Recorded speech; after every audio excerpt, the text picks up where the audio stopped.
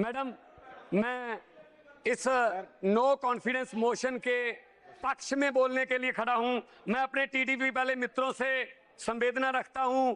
मैं उनसे वो कहना चाहता हूं कि ये पहला वादा नहीं है जो मोदी जी मुकरे हैं। ये स्वामीनाथन का वादा करके भी मुकरे हैं, ये 2 करोड़ नौकरियां देने का वादा करके भी मुकरे हैं। ये मुकरने के माहिर हैं, इसलिए मैं आपसे संवेदना रखता हूं, आपके पक्ष में हूं। इसलिए मैं ये कहना चाहता हूं,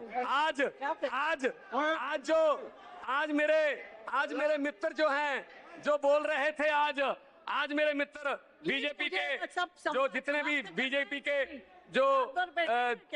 बीजेपी के जितने भी मेरे मित्रों ने आज स्पीच दी, लगभग सभी में उन्होंने कहा हम सभी राज्यों को लोकतांत्रिक तरीके से सरकारें चलाने के लिए अधिकार देते हैं। क्या दिल्ली को आप देश का हिस्सा नहीं मानते? दिल्ली में आप क्या कर रहे हैं? दिल्ली में दिल्ली का चुना हुआ मुख्यमंत्री 9 दिन तक एलजी के वेटिंग रूम में, उसके घर में उसको मिलने के लिए वेट कर रहा है। 9 मिनट नहीं मिले उसको मिलने के लिए। क्या ये लोकतंत्र है? 4 राज्यों के मुख्यमंत्री आए, उनसे भी एलजी नहीं मिले।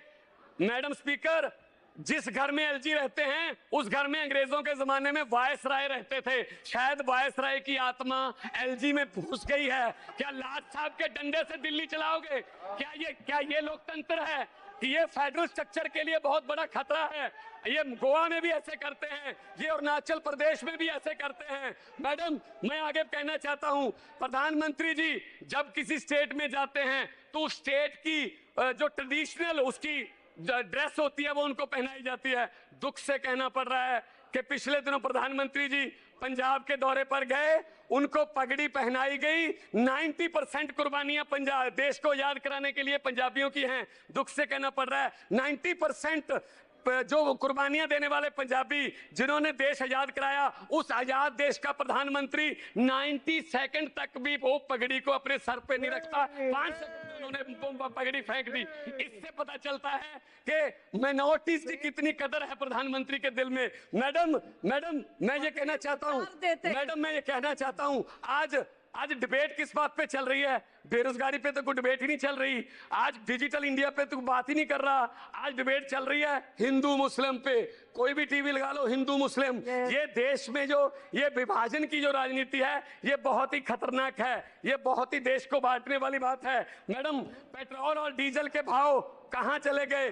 क्या बोल के आई थी सरकार? बहुत हुई महंगाई की मार। अब की बार बीजेपी सरकार, लेकिन महंगाई की बात पूछो, आप सब्जियां खरीदने जाओ तो क्या हाल है? डॉलर की कीमत ऑल टाइम लो है, 70 रुपए तक चली गई है। कौन सी प्राप्ति है? बड़ी बड़ी प्राप्तियां गिना रहे थे।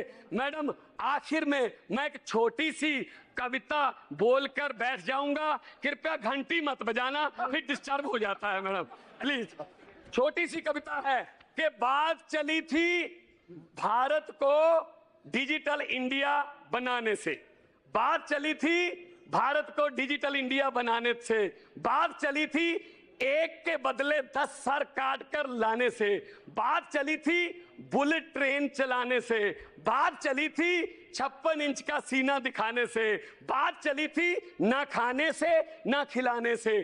कहां गई वो 100 दिन में काले धन की बात? पिछले 4 साल से देश की जनता सुन रही है सिर्फ रेडियो पर मन की बात।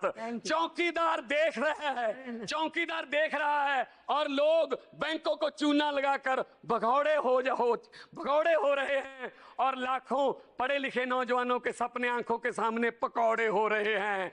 अब तो साहब के ऑफिस से मेन्यू बनकर आता है कि हमने क्या पहनना है और हम क्या खाने वाले हैं। मोदी जी, अगले 6-7 महीने में आप जाने वाले हैं, कृपया जाते जाते ही बता दीजिए अच्छे दिन कब आने वाले हैं। बहुत बहुत शुक्रिया।